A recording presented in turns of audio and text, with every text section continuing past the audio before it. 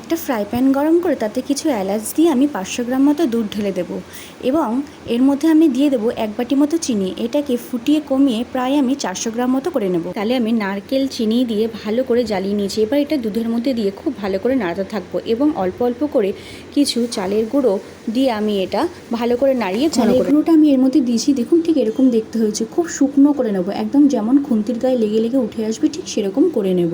খুন্তির সাথে লেগে আসছে, দেখুন আমার কিন্তু এই যে খুন্তির সাথে লেগে আসছে, এরকম অবস্থায় আমি এটাকে নামিয়ে নেব। এদিকে এরকম একটি ঘিটা আমি পুরো এই কন্টেনারটার মধ্যে ভালো করে মাখিয়ে নেব। একটা চামচের পেছনে আমি ঘি মাখিয়ে নিয়েছি। এবার এই পুরোটাকে আমি সুন্দর করে সমান করে নেব। দেখুন আমি কিন্তু উপরে ঘি মাখিয়ে সুন্দর করে সেট করে নিয়েছি। এবার এটা 3 ঘন্টার জন্য ফ্রিজে রেখে দেবো। দেখুন ফ্রিজ থেকে বার করে আমি নামিয়ে নিয়েছি। এবার এটাকে কেটে নেব। দেখুন মিষ্টিটি কিন্তু আমার তৈরি হয়ে গিয়েছে।